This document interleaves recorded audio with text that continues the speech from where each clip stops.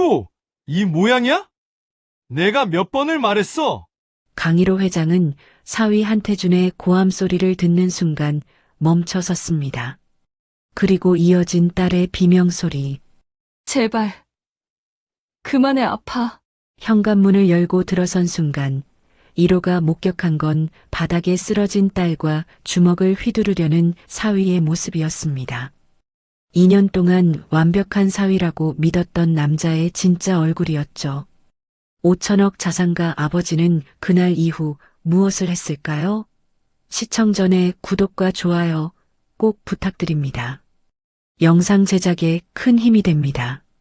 또 이 모양이야? 내가 몇 번을 말했어. 당장 나가.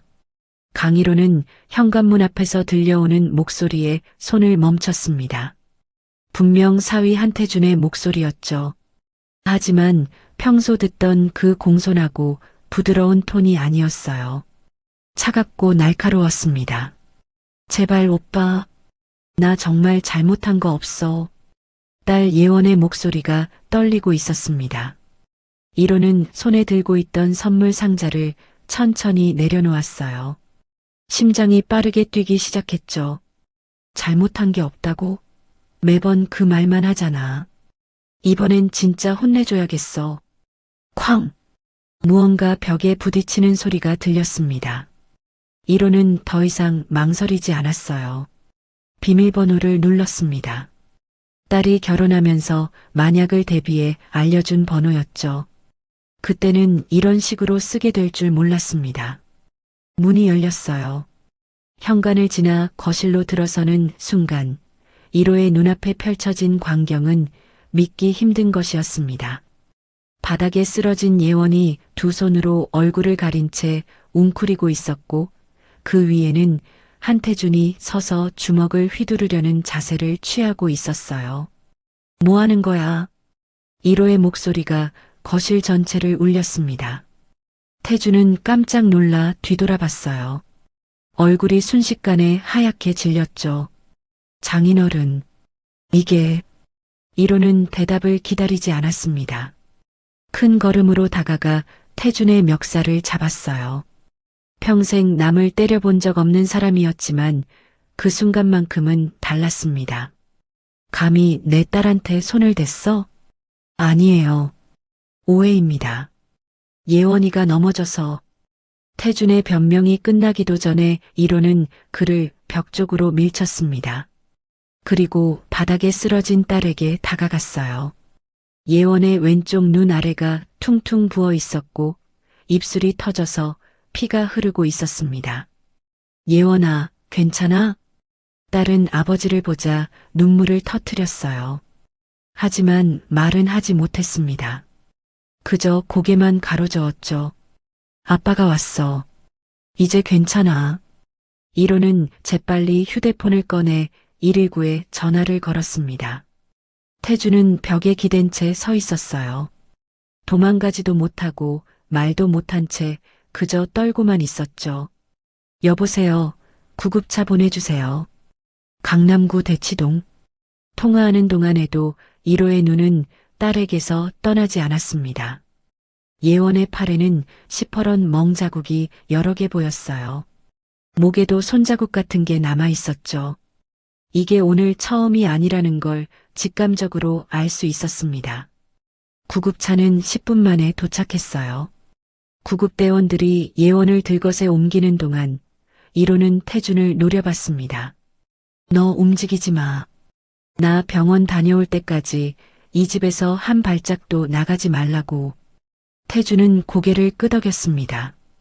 이미 모든 게 끝났다는 걸 아는 표정이었어요. 구급차 안에서 예원은 계속 아버지 손을 잡고 있었습니다. 힘없이 떨리는 손이었죠. 1호는 그 손을 꽉 쥐었어요. 예원아, 아빠한테 말해줄 수 있겠니? 언제부터였어? 예원은 눈을 감았습니다. 대답하고 싶지 않은 표정이었어요. 하지만 1호는 기다렸습니다. 재촉하지 않았죠. 아빠, 미안해. 왜 사과를 하니? 잘못한 건 내가 아니잖아. 나 때문에 아빠가 힘들어질까봐. 딸의 목소리는 점점 작아졌습니다. 이로는 가슴이 무너지는 것 같았어요. 2년 동안 딸이 무슨 생각으로 살아왔을지 상상만 해도 견딜 수 없었습니다. 이제 아무 걱정하지 마. 아빠가 다 해결할게. 구급차가 병원 응급실에 도착했어요. 의료진이 재빨리 예원을 옮겼고 이로는 그 뒤를 따라갔습니다. 응급실 불빛이 차갑게 빛나고 있었죠. 보호자분이시죠? 잠시 밖에서 기다려주세요. 간호사의 말에 이로는 고개를 끄덕였어요. 하지만 발이 떨어지지 않았습니다. 유리문 너머로 딸이 침대에 누운 모습이 보였죠. 의사들이 분주하게 움직이고 있었어요. 30분이 지났을까요? 담당 의사가 밖으로 나왔습니다. 40대 후반으로 보이는 여의사였어요. 보호자분이십니까? 네, 제가 아버지입니다. 의사는 차트를 보며 말했습니다. 따님 상태가 심각합니다. 외상만 해도 여러 곳인데 더 큰 문제는 의사가 말을 멈췄어요. 이로는 불안한 마음으로 물었습니다. 뭐가 문제입니까? 엑스레이를 찍어봤는데요. 오래된 골절 흔적이 여러 군데 보입니다. 골절이요? 네. 최소 1년은 된 것 같습니다. 갈비뼈 2곳, 왼쪽 팔뚝 1곳, 그리고 손목에도 금이 갔던 흔적이 있어요. 1호의 손이 떨렸습니다. 1년이라는 말이 귀에 계속 맴돌았죠. 그게 어떻게 된 건지 의사는 조심스럽게 말했어요. 제 경험상으로는 가정폭력 피해자들에게서 자주 보는 패턴입니다. 혹시 따님이 최근에 다른 병원을 방문한 적이 있으신지? 1호는 고개를 저었습니다. 아니, 정확히는 몰랐어요. 딸이 병원에 갔는지 안 갔는지조차 확인하지 않았던 겁니다. 잘 모르겠습니다. 제가 너무 무관심했나 봅니다. 자책하지 마세요. 지금이라도 아셨으니 다행입니다. 따님을 입원시켜서 정밀 검사를 해야 할 것 같은데요. 그렇게 해주세요. 비용은 상관없으니 최선을 다해 주십시오. 의사가 고개를 끄덕이고 돌아갔어요. 1호는 복도 벤치에 주저앉았습니다. 두 손으로 얼굴을 감쌌죠. 2년 동안 대체 뭘 한 거지? 왜 몰랐을까? 신호가 있었을 텐데 왜 알아채지 못했을까? 후회가 밀려왔습니다. 하지만 지금은 후회할 시간이 아니었어요. 해야 할 일이 있었죠. 1호는 주머니에서 휴대폰을 꺼내 비서실장에게 전화를 걸었습니다. 예원이 입원한 지 2시간이 지났습니다. 1호는 병실 밖 복도를 오가며 계속 생각했어요. 언제부터였을까? 어떻게 이렇게까지 됐을까? 보호자분, 들어오셔도 됩니다. 간호사의 말에 1호는 병실로 들어갔습니다. 예원은 침대에 누워 천장을 바라보고 있었어요. 눈가가 빨갛게 부어 있었죠. 예원아. 딸이 고개를 돌렸습니다. 아버지를 보자 또 눈물이 흘렀어요. 아빠, 창피해. 뭐가 창피하니? 내가 잘못한 게 없는데. 1호는 딸의 손을 잡았습니다. 너무 말라서 뼈만 만져졌어요. 언제 이렇게 살이 빠졌을까요? 의사 선생님이 그러시던데 오래된 상처들이 있다고 하더구나. 예원은 고개를 돌렸어요. 대답하고 싶지 않다는 표정이었죠. 예원아, 아빠한테 말해줘. 언제부터였니? 잠시 침묵이 흘렀습니다. 예원은 천천히 입을 열었어요. 결혼하고 6개월쯤 지났을 때부터였어요. 6개월? 그럼 1년 반 동안? 네. 1호는 숨이 막혔습니다. 1년 반이나 혼자 견뎠다는 말이 믿기지 않았어요. 왜 말하지 않았니? 아빠한테 왜? 말할 수 없었어요. 왜? 예원이 아버지를 봤습니다. 눈물이 그득했죠. 태준 오빠가 그랬어요. 만약 누구한테라도 말하면 아빠 회사 주식을 폭락시키겠다고. 자기 아버지 인맥이 얼마나 넓은지 아냐고. 언론에 온갖 루머를 퍼뜨려서 회사를 망하게 만들 수 있다고 했어요. 이로는 주먹을 꽉 쥐었습니다. 손톱이 손바닥을 파고들었지만 아프지 않았어요. 그래서 참았구나. 아빠가 평생 쌓아온 거잖아요. 나 때문에 무너질 수는 없었어요. 바보야. 회사가 중요한 게 아니라 내가 중요한 거야. 예원은 고개를 저었어요. 아빠한테 실망시키고 싶지 않았어요.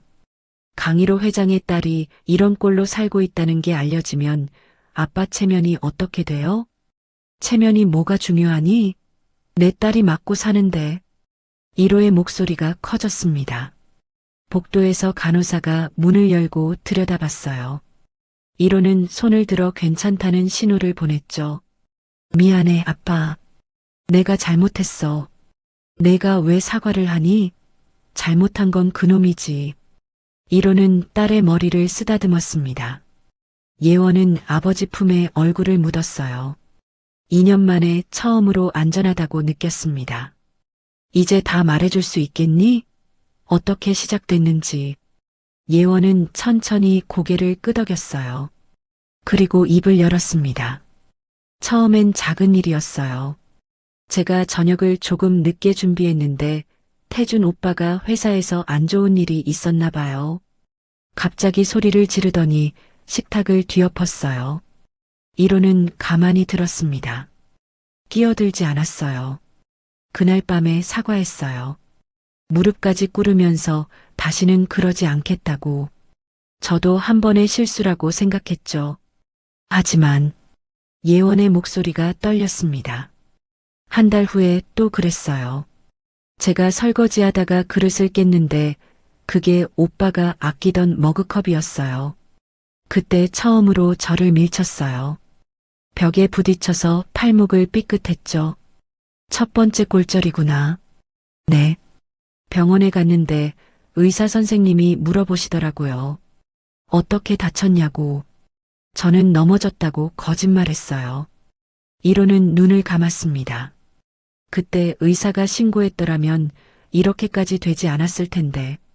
그 후로는요? 점점 심해졌어요. 작은 일에도 화를 내고 물건을 던지고 소리를 지르고 그러다가 결국 저를 때리기 시작했죠. 예원은 자신의 팔을 봤습니다. 멍 자국이 여러 개 있었어요. 갈비뼈가 부러진 건 작년 겨울이었어요.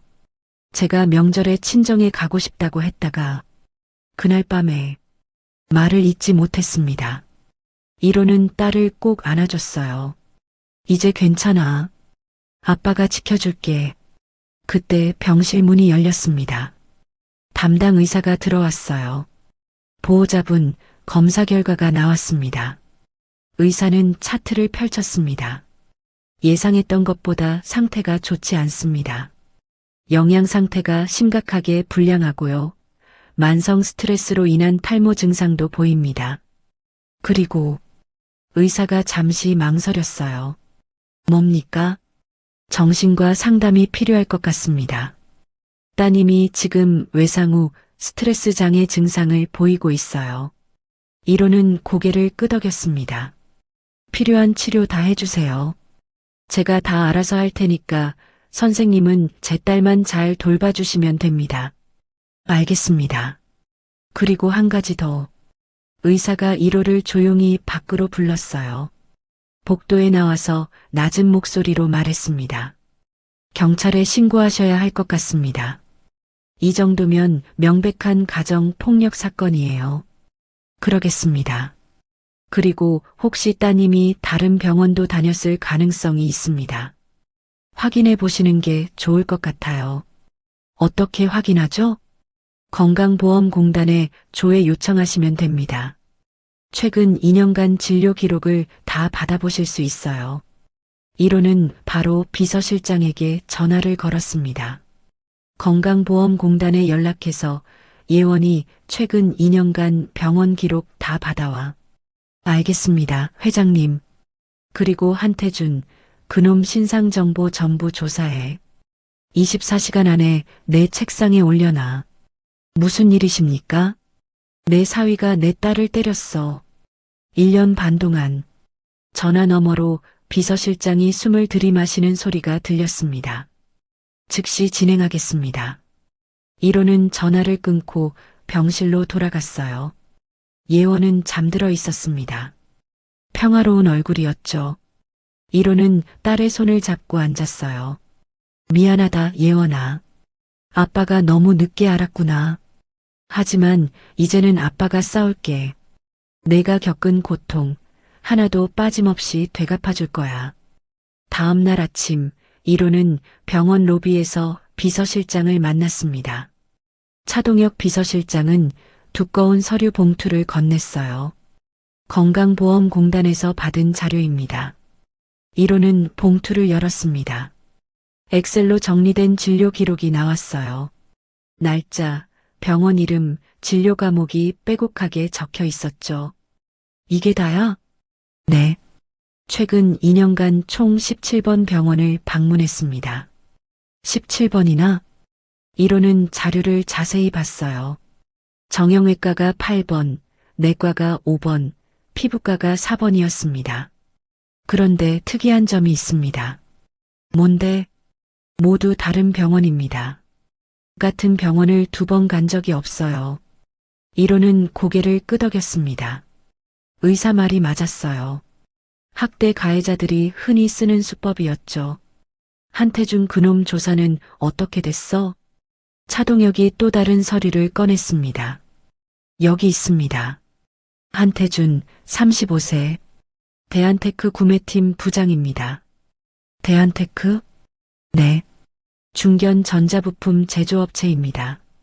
연매출 300억 정도 되고요. 1호는 서류를 넘겼어요. 한태준의 학력, 경력이 나와 있었습니다. 서울대 경영학과 나왔네. 성적도 좋고 겉으로는 완벽해 보입니다. 하지만 차동혁이 다음 페이지를 펼쳤어요. 대학 시절 여자친구가 3명 있었는데 그중 2명이 헤어진 후 정신과 치료를 받았습니다. 이유는 정확히는 확인되지 않았습니다. 하지만 주변 증언으로는 데이트 폭력이 의심됩니다. 1호의 눈빛이 차갑게 변했어요. 계속해. 그리고 현재 불륜 관계를 유지하고 있습니다. 뭐? 차동혁이 사진 몇 장을 꺼냈습니다. 한태준이 젊은 여성과 호텔에 들어가는 모습이었어요. 같은 회사 마케팅팀 대리 김유라 씨입니다. 1년 전부터 관계를 유지하고 있는 것으로 확인됩니다. 1호는 사진을 구겨버렸습니다. 손이 떨렸어요. 이 계좌식이 더 있습니다. 차동혁이 재무자료를 펼쳤어요. 한태준 씨 명의로 된 오피스텔이 있습니다. 강남역 근처인데 매달 관리비 포함 150만 원씩 나가고 있어요. 그곳에서 만나는군. 네. 그리고 김유라 씨 통장에 매달 200만 원씩 입금되고 있습니다. 1호는 서류를 탁자에 내려놓았어요. 너무 화가 나서 손이 떨렸죠. 대한테크는 어떤 회사야? 차동혁이 노트북을 열었습니다. 중견기업입니다. 주요 거래처가 화면을 보여줬어요. 1호는 눈을 크게 떴습니다. 우리 계열사잖아. 네. 대한테크의 주요 납품처 80%가 회장님 계열사입니다. 일성전자, 일성디스플레이, 일성반도체. 그럼 우리가 손 떼면 바로 무너집니다. 대한테크는 우리 없이는 못 버팁니다. 1호는 차가운 미소를 지었어요. 좋아. 카드는 우리가 쥐고 있는 셈이로군. 그리고 한 가지 더 있습니다. 차동혁이 조심스럽게 말했습니다. 대한테크 대표가 한석환 씨인데 한태준의 아버지입니다. 그건 알아. 한석환 대표가 최근 자금 압박을 받고 있습니다. 은행 대출이 500억인데 올해 말만기가 도래합니다. 갚을 능력은 어렵습니다. 현금 흐름이 좋지 않아요. 1호는 고개를 끄덕였습니다. 모든 퍼즐이 맞춰지고 있었어요. 주거래 은행이 어디야? 한국산업은행입니다. 산업은행 이사장 김태영 씨, 내 대학 선배지? 네, 맞습니다. 오늘 저녁에 만나자고 해. 알겠습니다. 1호는 창밖을 바라봤습니다. 서울 시내가 한눈에 보였어요. 한태준, 내가 내 딸한테 한 짓을 똑같이 되돌려줄 거야. 아니, 그보다 더 크게. 그때 휴대폰이 울렸습니다. 병원에서 온 전화였어요. 예원이가 깼습니다. 보호자분 오시겠습니까? 지금 갑니다. 1호는 서류를 챙겨 병실로 향했습니다. 예원은 침대에 앉아 창밖을 보고 있었어요. 예원아, 잘 잤니? 네, 아빠. 아침은 먹었어? 아직이요. 입맛이 없어서. 1호는 딸 옆에 앉았습니다. 예원아, 아빠가 물어볼 게 있어. 뭐예요? 시댁 식구들은 알고 있었니? 태준이가 너한테 손을 댄다는 걸.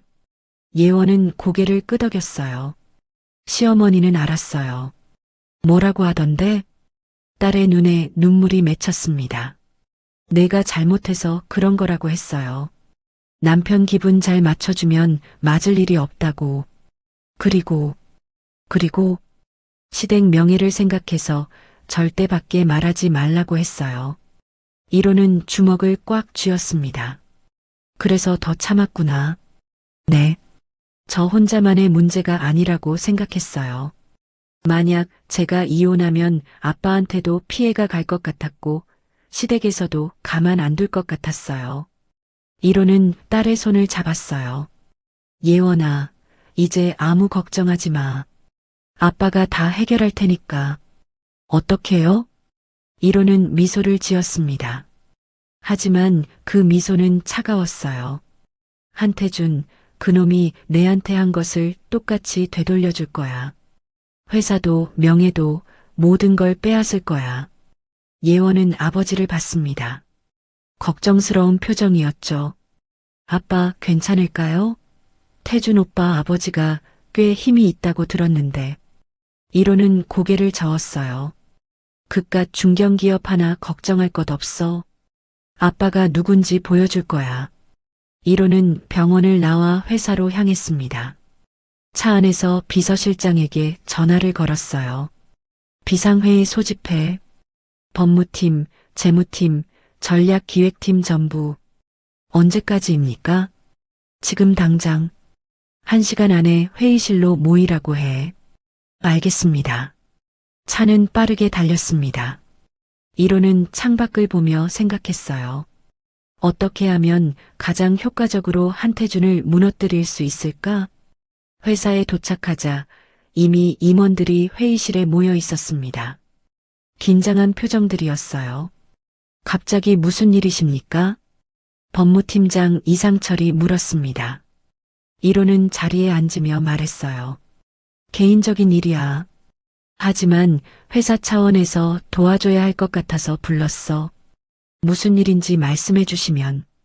1호는 잠시 망설였습니다. 하지만 숨길 필요가 없다고 판단했어요. 내 사위가 내 딸을 때렸어. 1년 반 동안. 회의실이 조용해졌습니다. 누구도 말하지 않았어요. 그 사위 이름이 한태준이야. 대한테크 구매팀 부장이고 재무팀장 박민호가 고개를 끄덕였습니다. 아, 대한테크요. 우리 주요 협력업체죠. 맞아. 그래서 오늘부터 대한테크에 대한 전면 조사를 시작할 거야. 어떤 조사입니까? 1호는 서류를 펼쳤어요. 재무 상태, 거래 내역, 법적 문제, 모든 걸 다 조사해. 흠집 하나라도 있으면 전부 찾아내. 이상철이 조심스럽게 물었습니다. 회장님, 혹시 소송을 준비하시는 겁니까?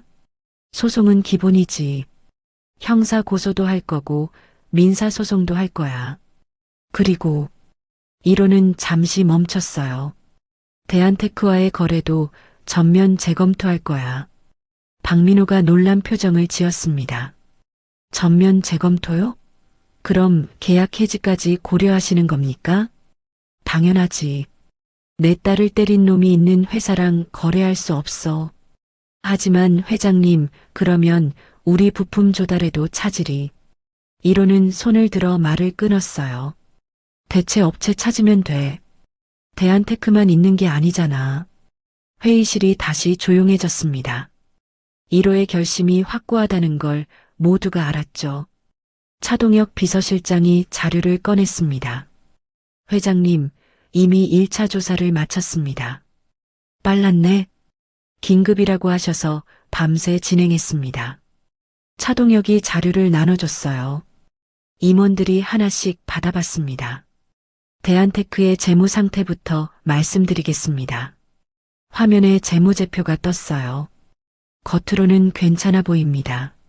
하지만 실상은 다릅니다. 부채 비율이 200%가 넘고요. 유동성이 심각하게 부족합니다. 구체적으로 얼마나? 현금성 자산이 50억밖에 없습니다. 하지만 올해 말만기 도래하는 대출이 500억입니다. 갚을 능력이 없다는 거네. 네. 연장을 받아야 하는데 은행에서 쉽게 해주지 않을 겁니다. 왜? 대한테크의 주요 매출처가 우리 계열사인데 만약 우리가 계약을 해지하면 대한테크는 바로 위기에 처합니다. 은행도 그걸 알고 있죠. 1호는 고개를 끄덕였어요. 그럼 우리가 카드를 쥐고 있는 셈이로군. 맞습니다. 이상철 법무팀장이 말했습니다. 회장님, 법적 문제도 몇 가지 발견했습니다. 뭔데? 대한테크가 최근 3년간 세금 신고를 제대로 하지 않은 정황이 있습니다. 특히 해외 거래 관련해서요. 탈세? 확실하지는 않지만 의심됩니다. 국세청에 제보하면 조사 들어갈 겁니다. 1호는 만족스러운 표정을 지었어요. 좋아. 계속 파고들어. 그리고 한태준 개인에 대해서도 조사했습니다. 차동혁이 다른 자료를 꺼냈어요. 횡령 의혹이 있습니다. 횡령? 네. 한태준이 구매팀 부장으로 일하면서 특정 업체와만 거래를 했는데 그 업체 대표가 한태준의 대학 동기입니다. 리베이트를 받았다는 거야? 가능성이 높습니다. 자세히 조사해 보겠습니다. 1호는 서류를 덮었어요. 24시간 안에 모든 증거를 확보해. 법적으로 문제 없을 정도로 확실하게. 알겠습니다. 그리고 대한테크와의 계약 해지 수순도 밟아. 법적 하자 없도록 준비해. 박민호가 물었습니다. 언제부터 시행하시겠습니까? 다음 주부터. 임원들이 놀랐어요. 너무 빠른 결정이었죠. 회장님, 그렇게 급하게 하시면 우리도 손해가. 1호는 박민호를 쳐다봤습니다. 차가운 눈빛이었어요. 손해가 얼마나 되는데? 대략 50억 정도 예상됩니다. 50억? 그까짓 거 신경 쓸 것 없어. 내 딸이 겪은 고통에 비하면 아무것도 아니야. 회의실이 조용해졌습니다. 누구도 반박하지 못했어요. 더 할 말 없으면 각자 업무 시작해. 24시간 안에 결과 보고해.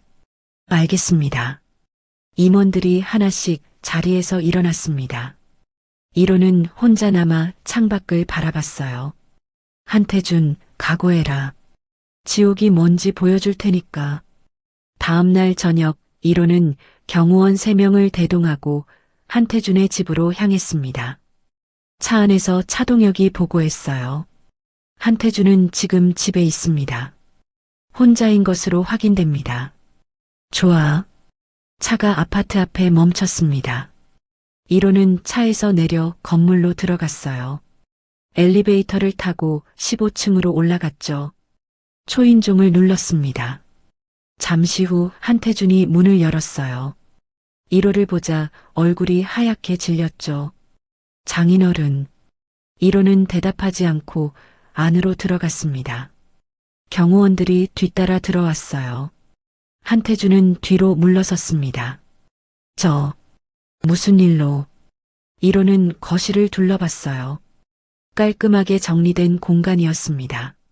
하지만 벽 한쪽에 이상한 자국이 보였죠. 페인트가 벗겨지고 움푹 들어간 자국이었어요. 이게 뭐지? 1호가 그 자국을 가리켰습니다. 한태준은 대답하지 못했어요. 예원이 머리가 부딪힌 자국이야? 아, 아닙니다. 제가 실수로. 거짓말하지 마. 1호의 목소리가 차가워졌습니다. 한태준은 입술을 깨물었어요. 1호는 주머니에서 서류 뭉치를 꺼냈습니다. 한태준 앞에 던졌어요. 읽어봐. 한태준은 떨리는 손으로 서류를 집어들었습니다. 첫 페이지를 펼치자 병원 진료 기록이 나왔어요. 이게 예원이가 최근 2년간 다닌 병원 기록이야. 17번이나 병원에 갔더라. 한태준은 고개를 숙였습니다. 다음 페이지 넘겨봐. 두 번째 페이지에는 엑스레이 사진이 있었습니다. 골절 흔적이 선명하게 보였어요. 갈비뼈 3곳, 팔뚝 1곳, 손목 2곳. 내가 한 짓이지?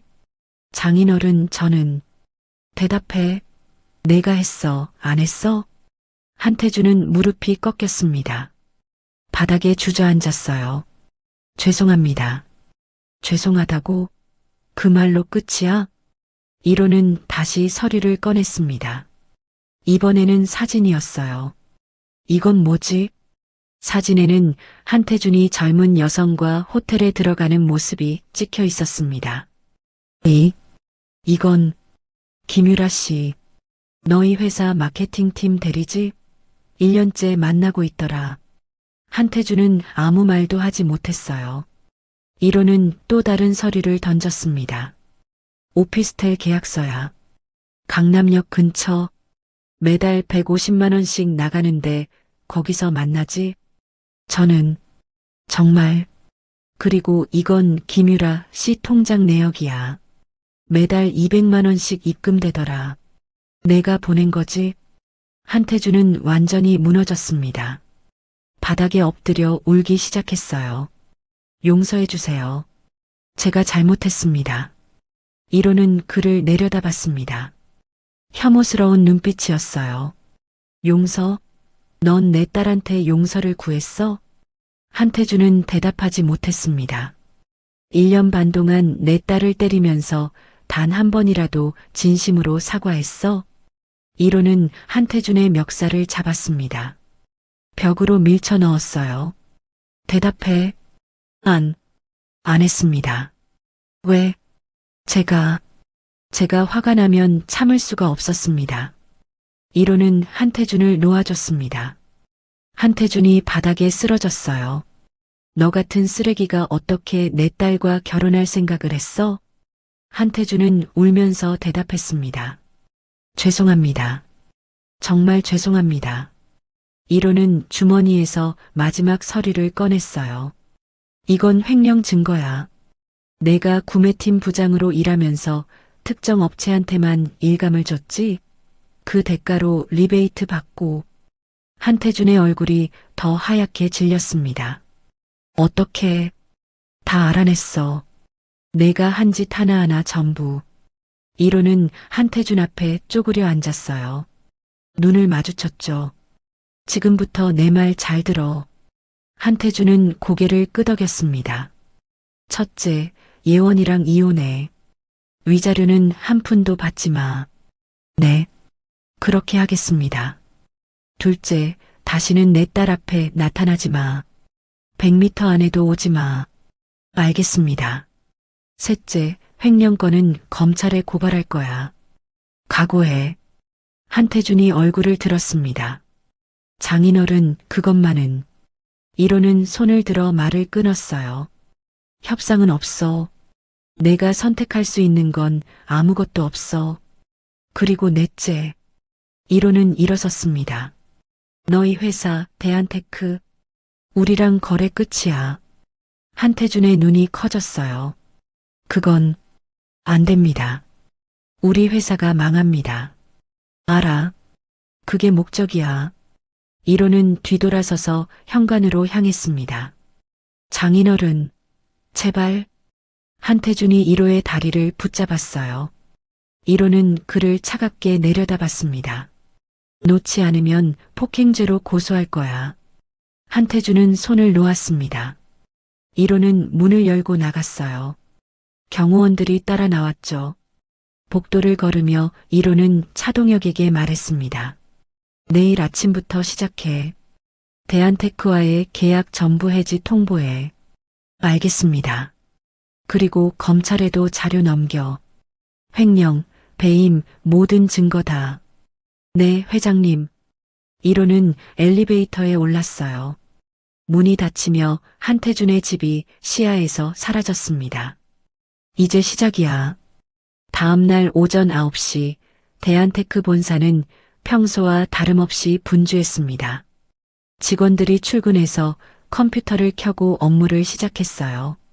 한태준은 사무실에 앉아 멍하니 모니터를 보고 있었습니다. 어젯밤 한숨도 못 잤어요. 장인의 말이 계속 머릿속을 맴돌았죠. 그때 구매팀 직원 하나가 급하게 들어왔습니다. 부장님, 큰일 났습니다. 왜 그래? 일성전자에서 계약 해지 통보가 왔습니다. 한태준은 자리에서 벌떡 일어났어요. 뭐라고? 방금 이메일 왔는데 다음 달부터 거래 중단한답니다. 이유는? 특별한 이유는 안 적혀 있고요. 그냥 회사 방침이라고만. 한태준은 자신의 이메일을 확인했습니다. 정말로 일성전자에서 계약 해지 통보가 와 있었어요. 이럴 수가. 그때 전화가 울렸습니다. 영업팀장이었어요. 부장님, 일성 디스플레이에서도 계약 해지 통보 왔습니다. 뭐? 그리고 일성 반도체도요. 한태준은 휴대폰을 떨어뜨렸습니다. 손이 떨려서 잡을 수가 없었어요. 30분 만에 주요 거래처 5곳에서 계약 해지 통보가 왔습니다. 모두 강의로 계열사였어요. 한태준은 책상에 주저앉았습니다. 이게 장인어른 짓이구나. 오전 10시 대한테크 한석환 대표실로 긴급 보고가 들어왔습니다. 대표님, 강의로 계열사들이 전부 계약 해지를 통보했습니다. 한석환은 서류를 집어들었어요. 5개 회사 이름이 적혀 있었죠. 이게 무슨 일이야? 갑자기 왜? 모르겠습니다. 특별한 이유도 안 적혀 있고. 한석환은 즉시 강희로에게 전화를 걸었습니다. 하지만 받지 않았어요. 비서실장에게 걸었죠. 차 비서실장, 나 대한테크 한석환인데 윤 회장님 좀 바꿔주시오. 죄송합니다. 회장님께서 통화 불가하십니다. 급한 일인데 우리 회사랑 계약 해지가 무슨 일이요? 저도 잘 모르겠습니다. 회사 방침이라고만 들었습니다. 방침? 20년 넘게 거래하던 회사를 갑자기 자르는 게 말이 돼요? 죄송합니다. 전화가 끊겼습니다. 한석환은 휴대폰을 책상에 내려쳤어요. 대체 무슨 일이야? 그때 아들 한태준이 대표실로 들어왔습니다. 얼굴이 창백했어요. 아버지. 한석환은 아들을 쳐다봤습니다. 너 혹시 뭔가 아는 거 있어? 한태준은 입술을 깨물었습니다. 말해야 할까 말까 고민했어요. 하지만 숨길 수 없다는 걸 알았죠.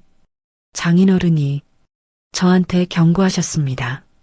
경고? 무슨 경고? 회사를 망하게 하겠다고. 한석환의 얼굴이 굳었어요. 왜? 내가 뭘 잘못했는데? 한태준은 고개를 숙였습니다. 대답하지 못했어요. 말해. 대체 무슨 짓을 한 거야? 저. 한태준의 목소리가 떨렸습니다. 예원이를 때렸습니다. 한석환은 순간 말문이 막혔어요. 그리고 아들에게 다가가 뺨을 올려쳤습니다. 짝! 이 미친놈아. 장인 딸을 때려. 내가 정신이 있는 거야. 죄송합니다. 죄송하다고? 그래서 우리 회사가 망하게 생겼잖아. 한석환은 책상에 앉아 머리를 감쌌습니다. 연매출 300억 중에 240억이 강의로 계열사에서 나오는데 그걸 다 잃으면 우리 어떻게 되는지 알아?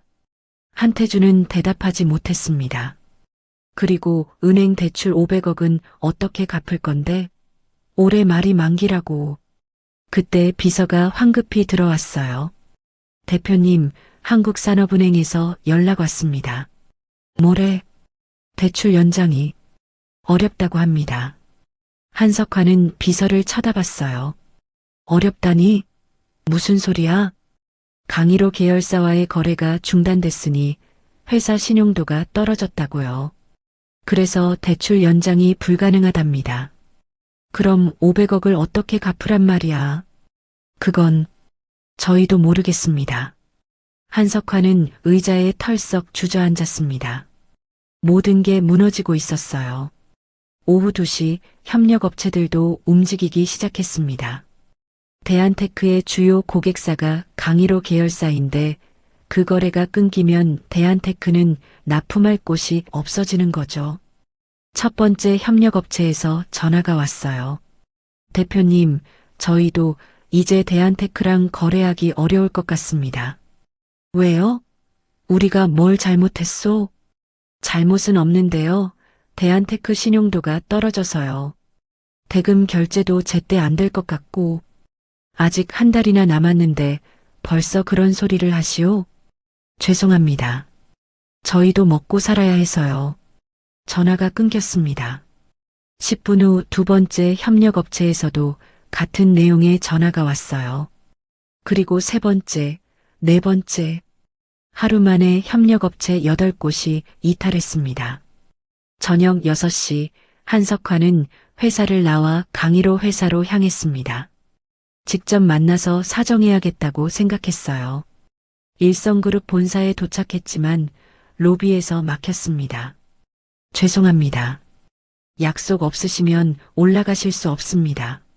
나 대한테크 대표 한석환이요. 강 회장님 좀 만나게 해주시오. 회장님께서 면회 거부하셨습니다. 제발 5분만이라도 안 됩니다. 한석환은 로비에서 2시간을 기다렸습니다. 하지만 강일호는 끝내 내려오지 않았어요. 밤 9시 한석환은 집으로 돌아왔습니다. 아내가 걱정스러운 얼굴로 맞이했어요. 여보, 무슨 일이에요? 회사가 어떻게 됐다는데? 한석환은 대답하지 않고 거실 소파에 주저앉았습니다. 태준이가 무슨 짓을 한 거예요? 한석환은 아내를 쳐다봤어요.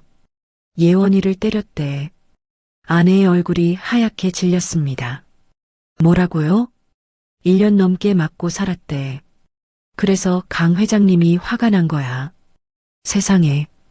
우리 회사 이제 망해. 주요 고객사 다 떠나고 은행도 돈 안 빌려주고. 한석환의 목소리가 떨렸습니다. 30년 동안 쌓아온 게 하루 만에 무너지는구나. 다음 날 오전 언론에 기사가 나기 시작했습니다. 대한테크 주요 거래처 이탈로 경영난.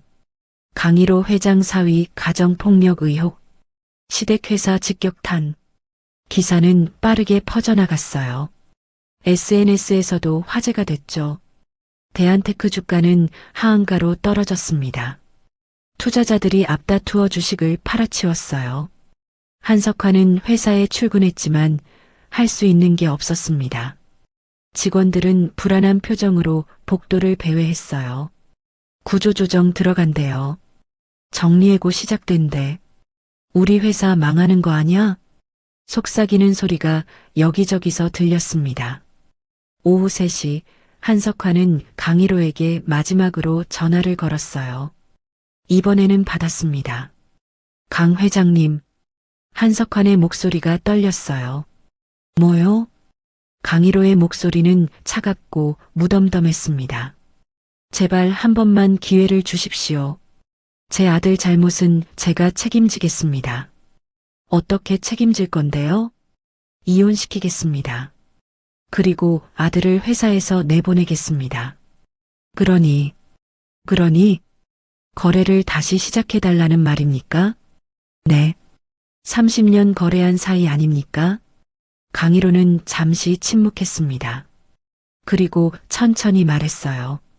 한 대표님, 저한테 30년 거래가 뭐가 중요합니까? 하지만 내 딸이 1년 넘게 맞고 산 거에 비하면 30년은 아무것도 아니에요. 강 회장님, 한 대표님 아들이 내 딸한테 한 것을 생각하면 이 정도는 자비입니다. 전화가 끊겼습니다. 한석환은 휴대폰을 놓지 못하고 한참을 들고 있었어요. 모든 게 끝났습니다. 일주일이 지났습니다. 대한테크는 빠르게 무너지고 있었어요. 강일호 계열사와의 거래가 끊긴 후 매출이 80% 감소했습니다. 협력 업체들도 줄줄이 이탈했어요. 납품을 해도 대금을 제때 받을 수 없다고 판단했죠. 은행은 대출 회수를 시작했습니다. 500억 원을 갚으라는 통지서가 날아왔어요. 한석환은 자산을 처분하기 시작했습니다. 개인 부동산, 차량, 골프 회원권까지 모두 팔았어요. 하지만 200억밖에 마련하지 못했습니다. 한편 강일호는 수집한 증거들을 검찰에 제보했습니다. 한태준의 횡령 증거, 리베이트 수수 증거, 배임 증거까지 모든 자료를 넘겼어요. 검찰은 즉시 수사에 착수했습니다. 일주일 만에 한태준을 소환했죠. 한태준 씨 출석 요구합니다. 한태준은 검찰 조사를 받으러 갔습니다. 기자들이 몰려들었어요. 한태준 씨, 횡령 혐의 인정하십니까? 부인과의 폭력은 사실입니까? 한태준은 고개를 숙인 채 검찰청 건물로 들어갔습니다. 조사는 6시간 동안 이어졌어요. 한태준은 모든 것을 자백했습니다. 증거가 너무 확실해서 부인할 수도 없었죠. 횡령 금액이 3억 원이 넘습니다. 인정하십니까? 네. 인정합니다. 리베이트도 받았죠? 네. 그리고 부인에 대한 폭행도 인정하십니까? 한태준은 잠시 망설였습니다. 하지만 고개를 끄덕였어요. 네. 제가 잘못했습니다. 조사가 끝나고 한태준은 구속영장이 청구됐습니다. 법원은 증거인멸 우려와 도주 우려를 이유로 영장을 발부했어요. 한태준은 구치소로 향했습니다. 호송차 안에서 창밖을 바라봤어요. 자유로운 세상을 마지막으로 보는 것 같았죠. 언론은 연일 이 사건을 보도했습니다. 재벌 사위 한태준, 횡령 폭행 혐의로 구속. 대한테크, 사실상 파산 수순. 가정폭력 피해자였던 강혜원 씨 회복 중. 기사마다 한태준을 비난하는 댓글이 쏟아졌어요. 저런 쓰레기가 사람이야? 평생 감옥에서 썩어야 해. 부인한테 맞은 만큼 맞아야지. 한태준의 인생은 완전히 무너졌습니다. 대한테크도 결국 법정 관리에 들어갔어요. 직원들은 정리해고됐고 회사 건물도 경매에 넘어갔습니다. 한석환은 모든 것을 잃었습니다. 30년 동안 쌓아온 회사, 재산, 명예 모두 사라졌어요. 어느 날 저녁 한석환은 강일호를 찾아갔습니다. 일성그룹 본사가 아닌 예원이 입원한 병원으로 갔어요. 복도에서 강일호를 만났습니다. 1호는 병실에서 나오는 길이었죠. 강 회장님, 한석환의 목소리는 힘없었습니다. 무슨 일이십니까? 1호의 목소리는 여전히 차가웠어요. 용서를 구하러 왔습니다. 저한테요? 아니요. 따님한테요. 한석환은 고개를 깊이 숙였습니다. 제 아들이 저지른 일 부모로서 책임을 통감합니다. 따님께 직접 사과하고 싶습니다. 1호는 잠시 생각했어요. 그리고 고개를 저었습니다. 안 됩니다. 제발. 제 딸은 이제 겨우 마음의 평화를 찾아가고 있습니다. 한 대표님을 만나면 다시 그때 기억이 떠오를 거예요. 한석환은 무릎을 꿇었습니다. 복도 바닥에 무릎을 꿇고 고개를 숙였어요. 제발 한 번만. 1호는 한석환을 내려다봤습니다. 한 대표님, 일어나십시오. 하지만 용서는 제가 할 수 있는 게 아닙니다. 제 딸이 할 일이에요. 그리고 제 딸은 아직 준비가 안 됐습니다. 한석환은 천천히 일어섰어요. 눈물이 흘러내렸습니다. 제 인생이 무너지는 건 감수하겠습니다. 하지만 제 아들이라도 용서받을 수 있을까요? 이로는 고개를 저었어요. 그건 법원이 판단할 일입니다. 그리고 제 딸이 결정할 일이고요. 한석환은 더 이상 할 말이 없었습니다. 고개를 숙이고 병원을 나갔어요. 이로는 그의 뒷모습을 바라봤습니다. 동정심이 들지는 않았어요. 딸이 겪은 고통을 생각하면 이 정도는 당연한 대가였으니까요. 병실로 들어가자 예원이 창밖을 보고 있었습니다. 아빠, 누가 왔었어요? 아무도 아니야. 이로는 딸 옆에 앉았어요. 예원아, 기분은 좀 어때? 많이 좋아졌어요. 이제 악몽도 안 꿔요. 다행이다. 아빠, 고마워요. 뭐가? 나를 지켜줘서. 예원은 아버지 손을 잡았습니다. 당연한 거야. 아빠니까. 이로는 딸을 꼭 안아줬어요. 이제 모든 게 끝났습니다. 한태주는 감옥에 갔고, 대한테크는 무너졌고, 딸은 안전해졌어요. 복수는 완성됐습니다. 3개월이 지났습니다. 예원은 병원에서 퇴원해 아버지가 마련한 별장에서 요양하고 있었어요. 별장은 경기도 가평에 있었습니다. 조용한 산속이었죠. 예원은 매일 아침 산책을 했어요. 맑은 공기를 마시며 천천히 걸었습니다. 심리 상담도 꾸준히 받았어요. 일주일에 2번 상담사가 별장을 방문했습니다. 예원 씨, 요즘은 어떠세요? 많이 좋아졌어요. 이제 혼자 있어도 무섭지 않아요. 잘하셨어요. 조금씩 나아지고 계세요. 상담사는 예원의 손을 잡아줬습니다. 예전에는 문 닫는 소리만 들어도 심장이 뛰었는데 이제는 괜찮아요. 훌륭해요. 트라우마를 극복하고 계시는 거예요. 예원은 미소를 지었습니다. 오랜만에 진심으로 웃는 얼굴이었어요. 어느 날 예원은 작은 그림 공방을 시작했습니다. 별장 근처에 작은 건물을 임대했어요. 처음에는 혼자 그림을 그렸습니다. 수채화, 유화, 아크릴화 여러 가지를 시도했죠. 그림을 그리는 동안에는 아무 생각도 나지 않았어요. 오직 붓과 캔버스에만 집중할 수 있었습니다. 한 달 후 예원은 공방을 일반인에게 개방했습니다. 그림 수업을 시작한 거예요. 처음에는 학생이 3명뿐이었습니다. 하지만 입소문이 나면서 점점 늘어났어요. 선생님, 이 부분은 어떻게 칠해야 해요? 천천히 해보세요. 급하게 하지 마시고요. 예원은 학생들을 가르치며 보람을 느꼈습니다. 누군가를 도와준다는 것, 누군가에게 필요한 사람이 된다는 것이 좋았어요. 강의로는 매주 주말 딸을 찾아갔습니다. 금요일 저녁이면 회사를 일찍 나와 가평으로 향했어요. 아빠, 예원은 현관에 나와 아버지를 맞이했습니다. 얼굴에 혈색이 돌아 있었어요. 예원아, 잘 지냈니? 네, 잘 지냈어요. 두 사람은 함께 저녁을 먹었습니다. 예원이 직접 만든 음식이었어요. 오, 맛있네. 내가 요리를 이렇게 잘했었어? 여기 와서 배웠어요. 유튜브 보면서요. 이로는 만족스럽게 웃었습니다. 식사 후에는 함께 산책을 했어요.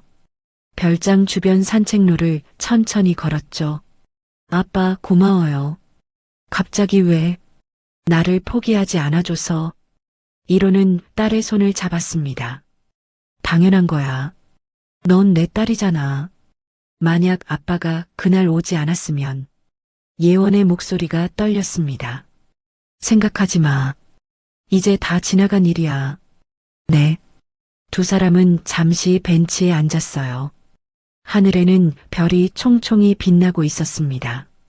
예원아, 앞으로 어떻게 하고 싶니? 글쎄요. 지금처럼 그림 그리고 가르치고 평범하게 살고 싶어요. 평범한 게 제일 좋은 거지. 그리고 아빠랑 자주 보고 싶어요. 이로는 딸을 안아줬어요. 아빠도 그래. 앞으로는 매주 올게. 정말요? 진짜야. 어느 봄날 예원은 공방에서 첫 개인전을 열었습니다. 지난 3개월 동안 그린 그림 20점을 전시했어요. 전시의 제목은 다시 봄이었습니다. 오프닝 날 많은 사람들이 찾아왔어요.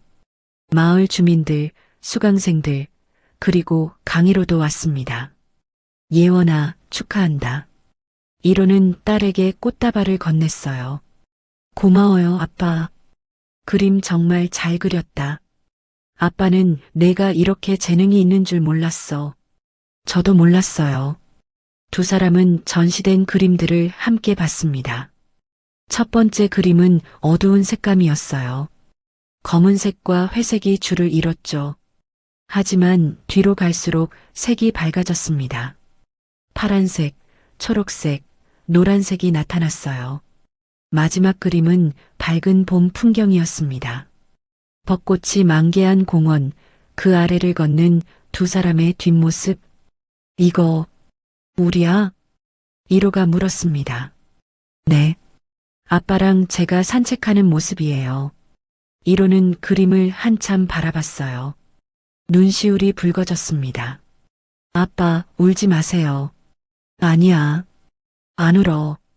이로는 눈물을 닦았습니다.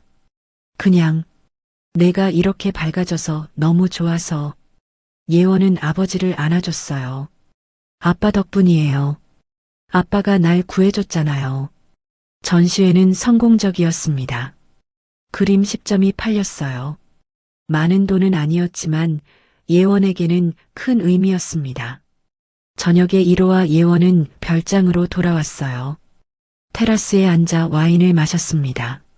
아빠, 나 이제 괜찮아요. 알아. 혼자서도 잘 살 수 있을 것 같아요. 이로는 딸을 봤습니다. 그럼 이제 아빠 필요 없는 거야? 아니에요. 예원이 웃으며 대답했어요. 아빠는 계속 필요해요. 하지만 이제는 아빠 없이도 걸을 수 있다는 뜻이에요. 이로는 고개를 끄덕였습니다. 그래, 그거면 됐어. 그래도 아빠는 계속 올 거예요? 당연하지. 아빠는 내 옆에서 같이 걸을 거야. 왜요? 왜긴. 내가 내 딸이니까. 예원은 아버지 어깨에 머리를 기댔습니다. 아빠 사랑해요. 나도 사랑한다, 예원아. 두 사람은 밤하늘을 바라봤어요. 별들이 반짝이고 있었습니다. 3개월 전의 악몽은 이제 진짜 꿈처럼 느껴졌습니다. 여전히 가끔 생각나지만 예전처럼 두렵지는 않았어요. 예원은 배웠습니다. 넘어져도 다시 일어설 수 있다는 것을, 혼자가 아니라는 것을, 그리고 새로운 시작은 언제든 가능하다는 것을. 이로도 배웠습니다. 가장 중요한 것은 돈도 권력도 아니라 가족이라는 것을, 그리고 때로는 늦더라도 포기하지 않으면 된다는 것을. 봄바람이 불어왔습니다. 따뜻하고 부드러운 바람이었어요. 예원은 눈을 감고 그 바람을 느꼈습니다. 이제 무섭지 않았어요. 이제 혼자가 아니었으니까요. 지켜주지 못한 시간은 되돌릴 수 없습니다. 하지만 앞으로의 시간은 함께 만들어갈 수 있었어요. 아버지와 딸은 그렇게 새로운 봄을 맞이했습니다. 오늘 이야기가 좋으셨다면 구독과 좋아요, 알람 설정 잊지 마시고 소중한 댓글 하나가 큰 힘이 됩니다. 시청해 주셔서 진심으로 감사드립니다.